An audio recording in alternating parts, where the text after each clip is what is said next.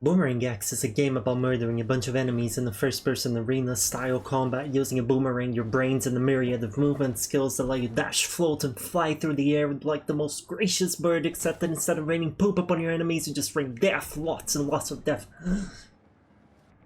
Okay, I can't keep this speed any longer. See, I wanted to do Boomerang X justice there because this is a game that does not waste the player's time. Within 3 minutes, you already have your weapon, you're already taught the very basics, and you're already fighting in waves and waves of enemies. And it's not just the rhythm of the game that's fast, the combat is also very fast-paced. Which is weird when you consider one of the main abilities which slows down time. Or maybe that's exactly the reason why it's one of your main abilities. But anyway, I digress. As I said in my super fast intro, the game is a first-person arena combat game. The difference here to the ones you might be used to is that in Boomerang X you use Shocker, a boomerang as a weapon. Everything revolves around this boomerang, and honestly it's a really freaking fun car combat loop. Despite having just one weapon, the game manages to make it never get tiring by constantly introducing new abilities to you as you progress through the game.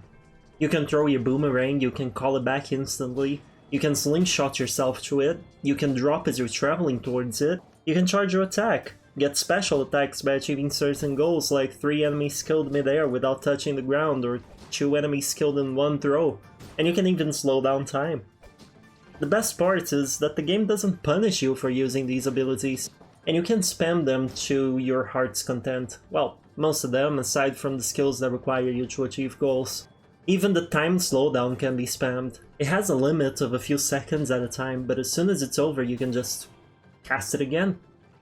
Due to all these movement skills, I will say this, the game is very fast-paced. Everything dies in one hit except for enemies that have weak points. Those are rather obvious. A crystalline red spot on their skin that you must break to kill them. Particularly powerful enemies will have multiple of those for you to hit from different angles. Due to how easy it is to kill most enemies, the screen is always flooded with them, forcing you to never stop moving so as not to get hit. Most of the game's 13 levels, or arenas, have multiple waves of enemies to fight. To clear a wave, you only have to kill the enemies that are marked in yellow. If you can't see them though, fear not.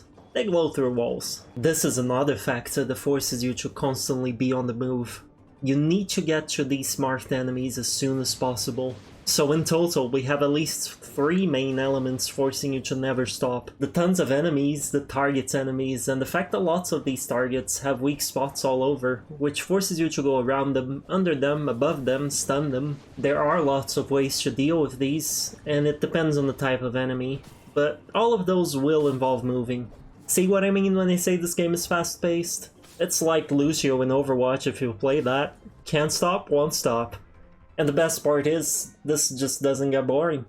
There are a few reasons for that. I think the main one, aside from what I mentioned about you getting upgrades in every other arena, is that nearly every arena introduces at least one new enemy type. This game has an incredible enemy variety, and while not all of them are fun to fight, they're all very different and unique in a way that I must applaud the devs for achieving. That being said though, beware! You might be super into the combat, but don't forget you can still die. You begin the game with 1 health and get more as you progress, which is very quickly. If you die, you get to enjoy starting the entire arena all over again from wave 1. Well, unless you turn that off in the accessibility options. See, the devs here deserve a ton of recognition for the excellent accessibility menu they have, containing not only lots of nice visual options, but also difficulty adjustment options in case the game is too hard for some people. I really dig what they did there. But what else is there aside from the combat? Well, not much, to be honest. The game's cel-shaded art style is gorgeous to me, but it definitely won't be a fit for everyone. I was particularly entranced by the space musical rooms, the one shown on camera right now, where you unlock new skills. The soundtrack goes hard in the arenas, which I absolutely love.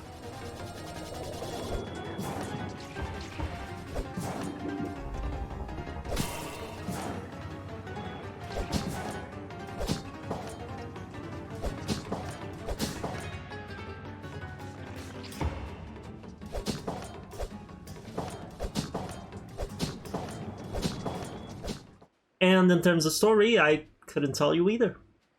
The story is clearly not a focus for this game. You just start out shipwrecked, get a boomerang, and go nuts, slaughtering waves and waves of enemies. There is a caterpillar-like creature that does give you some backstory, and the environment does also give you hints if you're being particularly attentive. But honestly, it's clear that it was just there to serve as the minimum needed to get the game going. And I say this not as a criticism, just as a trait. Believe me when I say this game does not need a story to shine. And it absolutely does shine. So what will you be doing aside from fighting, you might ask? Well, you'll be walking to the next fight. That's literally it. You finish an arena, you walk to the next. In between both, you get your power-ups. After every power-up, you get a really handy tutorial showing you how to use a newfound power, and off you go to the next arena. But as I said before, this isn't a bad thing, because the combat is awesome. And so are the arenas, by the way. Some of them have environmental hazards, but never once did I feel any of them was unfair. You even get healing spots to replenish your health, but in order to do so you must stay still for a few seconds, so you have to time your heals well. While I do mostly have phrases for the game, I also do have a few caveats. First is that the entire structure of the game might not appeal to some. If you're not into arena shooters, skip. If you want a solid story, skip. This game knows what it wants to do, and it does it very well, it just might not be what you want. Furthermore, the game only took me 1 hour and 20 minutes to beat for the first time, which is a very short amount of time. And I found it rather easy, though that might just have been me. Despite the short runtime, you can extend your playtime by doing some of the optional things, like achievement hunting, New Game Plus, and their Endless mode, which allows you to pick which skills and abilities your character has before tossing you in an arena where your goal is to kill as many enemies as possible, chaining the kills together for 6 core bonuses. I'm not into either of these things though, so for me the game ended at the end of my first playthrough. And that's it!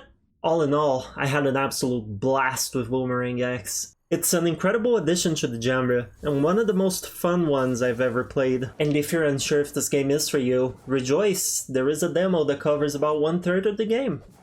And your progress carries over from the demo. What's there not to like here? If you do give the game a shot, let me know how it goes.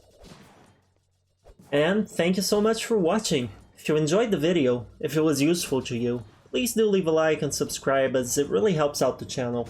But above all else, comment, as I love hearing from you guys. See you next time. Bye!